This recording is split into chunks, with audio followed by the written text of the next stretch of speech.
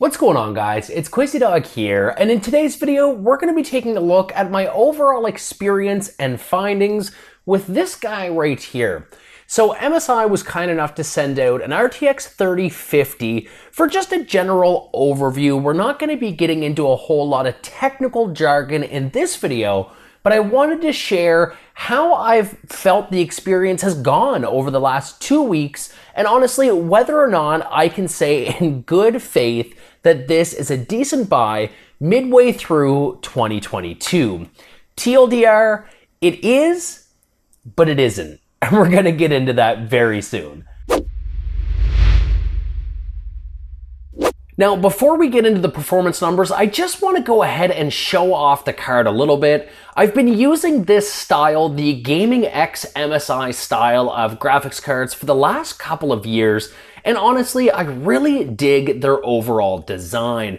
This one especially, because in the past, they've gone with like a bright red gamer-esque colorway, and it's nice to see just a more matted colorway that's going to fit in more builds. So we do have just a two-tone, almost like a gunmetal gray and a black. We've got a little bit of RGB that you can actually control with their MSI Control Center software. We have a full-length backplate on the back here, which is so welcome to see on what should be budget-oriented cards, and I say should be because we're going to talk about that a little bit later.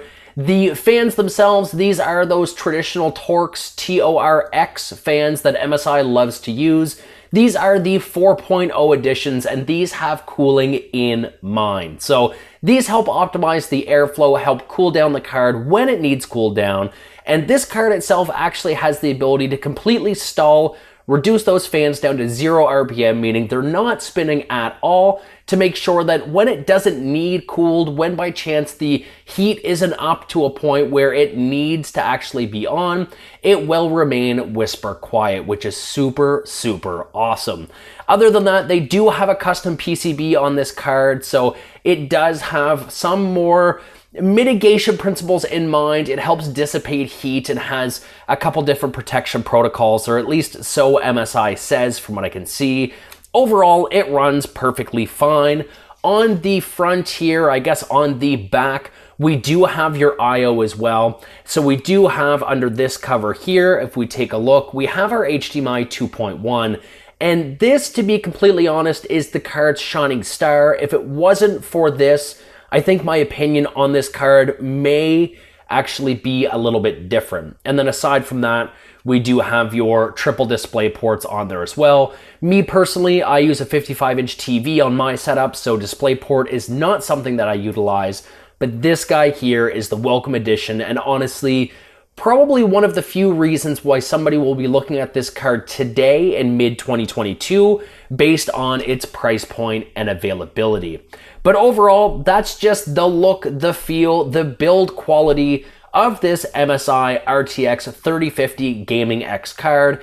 As far as a card appearance is concerned and operation based on heat and just principles of build, I think it's great. I honestly think it did a fantastic job, and just to date, I think it's one of my favorite MSI cards, just based on, again, how well this is going to flow and fit into the average setup compared to the build and the colorway of their Gaming X lineup that they've done in the past.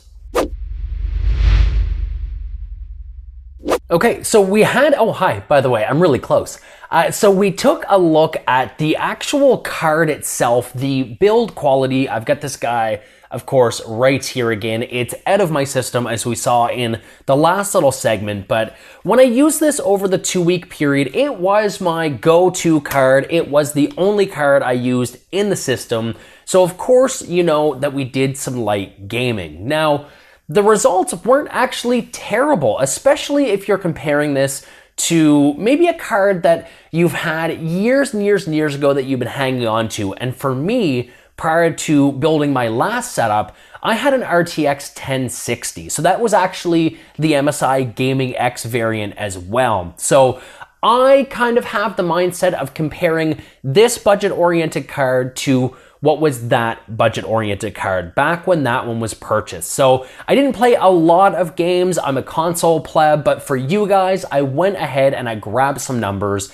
I'm going to be referencing my computer here because I don't have those numbers off the top of my dome and memorized. But of course, we did play Fortnite. So Fortnite itself in 1080p high preset, this guy scored 104 average frames a second. Now, that's honestly not terrible. And if you're targeting, let's say, a higher refresh rate, something like 120, which TVs nowadays, we talked about the HDMI 2.1 in this card itself. TVs can do that, at least select models. We have some of that stuff on the channel, by the way. Whether or not you're targeting 144, anything higher, you can go ahead and you can reduce the actual quality from high to maybe a more competitive optimized flow. When we look at the 1440p results, that's where we start to see some dips. So 1440p, we did actually score 68 frames, which for me is a little bit low. That is 1440p on high preset. So again, bringing that down to maybe a more competitive setting may actually benefit from a little bit of a boost. But what you could consider also is utilizing the DLSS settings. So that's exactly what we did with this card with Fortnite. We ran the same tests in 1080p high and 1440p high. And in 1080p high with DLSS balanced, we were actually able to get 138 frames. So for me, that's what I was targeting because my panel that I use is a 55-inch TV that maxes out at 120 frames. So I was able to push that and still utilize variable refresh rate to bring things right into the wheelhouse that I wanted to be in. Now, in the 1440p results, we still actually scored 92 frames, which is pretty good. So if you're using, let's say, a 75 hertz monitor, something that's 60 and overclocked, maybe you're just using a regular panel. Using the DLSS quality does give you a boost of roughly, we'll just say, 25, 30 frames. So overall, not too bad. We then took a look at Doom Eternal. And again, looking up at the reference screen here, we tried 1080p Ultra preset, Ultra Nightmare, I should add as well. And we were able to get 131 frames per second, which again, for me, targeting that 120 hertz or 120 FPS sweet spot was perfectly fine. That's exactly what I was looking to obtain out of this card. And then putting it up to 1440p in the Ultra Nightmare preset as well, we were utilizing 103 frames. Now, I didn't bother even checking or looking to see if there was any DLSS improvements because for me, I was strictly targeting just above or just below that 120 frames. So even in 1440p, Doom Eternal was able to do that for me on this MSI RTX 3050. Now, the last game we took a look at is another very popular competitive title. Of course, we will be talking about Warzone, and in Warzone 1080p Ultra, we were able to get 76 frames. This is a power-hungry game, especially in Ultra presets. There's so much going on. There's so many different textures. So not surprised that this little tiny 8GB card, this 3050, I mean, we're hitting above 60, which is great, but it's still some pretty low numbers for a card that punches at the price point that the 3050 punches at right now.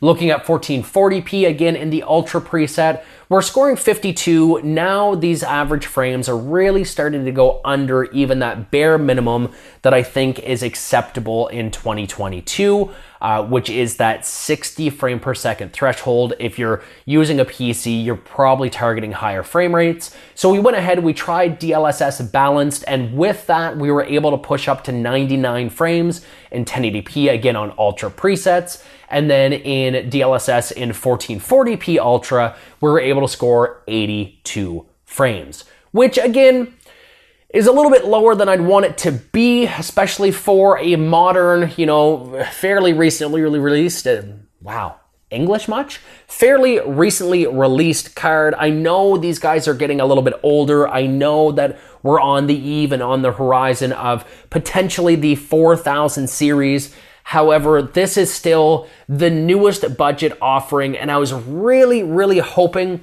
that this guy would perform just a little bit better in gaming for you guys.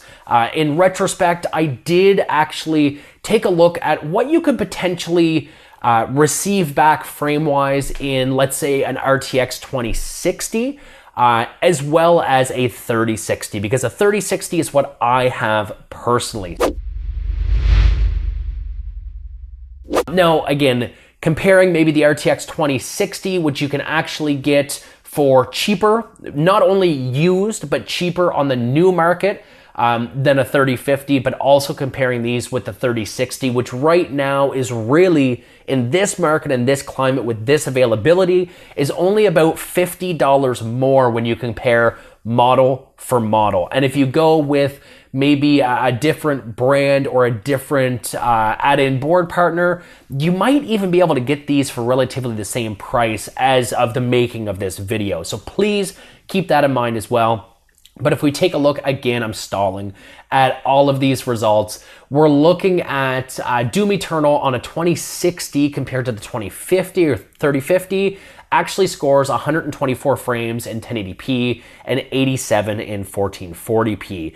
Now, when we contrast that to the 131 and 103, that's not a far cry from what we're getting on the 3050. And in comparison, if we do dollars for frames, it may yield a better overall cost perspective looking at, let's say, the 2060.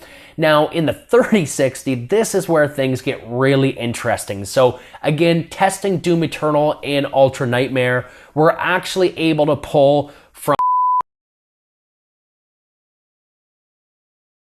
that 12 gigabyte card, that 3060, 244 frames in 1080p and 172 frames in 1440p.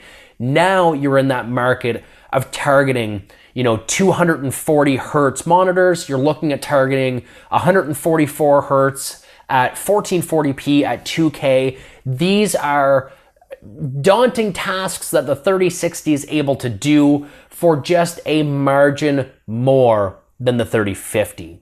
So if you have bang for buck, or you have the money in your pocket for a 3050, but you want frames and you don't really think that you need 3070, 3080, 3090, any of the TIs, there is a better yield on investment kind of stepping away from this guy and then maybe going into the 3060, depending on availability in your market, add-in board partners. But comparing the actual Gaming X MSI versions of both cards, we can see that that margin is very, very small for what you're getting frame-wise in return.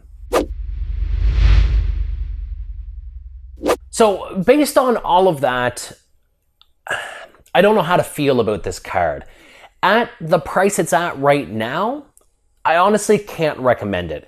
I would invest the $50 to $60 more, go for a 3060. It will yield more appropriate returns for that asking price. Now, if you were to ask me how I feel about this card if it was $100 cheaper, if that price gap was a lot larger, I would love this card. For those of you targeting, let's say 1080p performance, maybe 1440p performance, and want a good solid card that is quiet, that is built very well, that looks fantastic. Again, it's got minimal RGB. Those Torx fans are fantastic. They do a great job with heat. I do love this card. Don't get it twisted and don't get me wrong. It's good. I don't want to say it's necessarily great because there are better cards available, but if it was $100 to $150 cheaper, I think we could target a different audience that would appreciate what this returns a lot more. For me, I think the only audience that I can think of right now, and again, this card's saving grace right now compared to maybe what you're going to get similar performance with a 2060 or maybe even lower, is this guy right here. And we went ahead, we alluded to it before, we mentioned it before, is that HDMI 2.1. So for those of you who are making, let's say, a home theater PC, something whether or not it's smaller form factor that's going to go into an entertainment stand, or just like a mid-grade, mid-size ATX tower, something like this guy here is going to be great to get you into that next generation of HDMI 2.1, so you can have things like FreeSync, G-Sync, and just HDMI level VRR, variable refresh rate, on board for gaming on specifically TVs. If you're gaming on a PC monitor, then it really doesn't matter, because 9 times out of 10, you may even be utilizing one of the many display ports that are going to be found on what could be considered legacy cards right now. But for a new card, again, for a home theater PC, if you need HDMI 2.1 and you're looking at joining Camp Nvidia with one of their 3000 series cards, you're really going to want to start focusing your attention on the 3050. And it will pull good frames, it will give you great performance, it'll look great in the build, but at a price point right now of $500, at least on the Canadian market, compared to, let's say, a 3060 that yields substantial returns for a very minor cost increase, I would say save your money, ask your friends, ask your family members, find a way to get that small amount more. Normally, I would say if you're just targeting, let's say, medium graphics, or you're just targeting, let's say, 60 frames, which I guess at that point you would need HDMI 2.1. You're more so looking at that if you're gaming on a PC or gaming on a TV that has 120 hertz capabilities, because TVs don't have display ports. But I think as of right now in this market and in this climate, with how much availability is available right now, that's kind of contradictory, because of course availability would be available, but with the availability of all these cards, with the crypto market declining, with the used market being flooded with RTX cards, with cards going to MSRP, or sometimes with different sales even lower, I don't think at this price point there is a reason at all to look at the 3050 lineup from anybody. I think it's money well spent, and more appropriately spent, to look at a 3060 brand new, or maybe even a 3070 in this used climate that we're in right now, because of the availability of the higher end cards that you personally might not be seeking. You might be able to grab somebody's 3070 or 3070 Ti for a cheaper rate, or something similar to the new cost of maybe a 3060, because that person might have upgraded their card since the availability got better on the 3080s and higher. So overall, it's a great card. Again, I can't stress that enough. I love what they're doing with their technology, and I keep looking at it because, again, this is beautiful. I love this. I wish I could have this full-time in my system, but it just doesn't perform near as well as the price point should allude it to performing. I'm going to continue to use my 3060. I may make a home theater PC with this guy, but in all honesty, for the little bit of gaming that I do, the 3060 is fine. And like most people out there, even though I don't need it, I have been eyeing 3080s and 3090s just for that want factor more than that need factor. But let me know what you guys think of this video. Again, I've been using this for about 2 weeks. These are just my general findings. This is a little bit of information about the card. Thank you, MSI, for sending this out. This is just an unbiased sort of media piece to let you guys know how I feel about the card. And again, I can't reiterate it enough. I do like it. I do like everything about it. I don't like the price, and at its current price, unless it were to drop and bridge that gap to maybe $100 to $150 in savings compared to a 3060, I think the 3060 at its price point should be the minimum card you're after if you're upgrading from an old card or you're building a brand new PC. Let me know what you guys think in the comments below as well. Let me know whether or not you've been after any sort of RTX card, what you might have, and if you don't have one, what one are you eyeing and why are you eyeing it? Because I'm always curious to know. But until my next video, my name is Crazy Dog. You guys have been awesome, and we'll catch you all in my next one. Take care.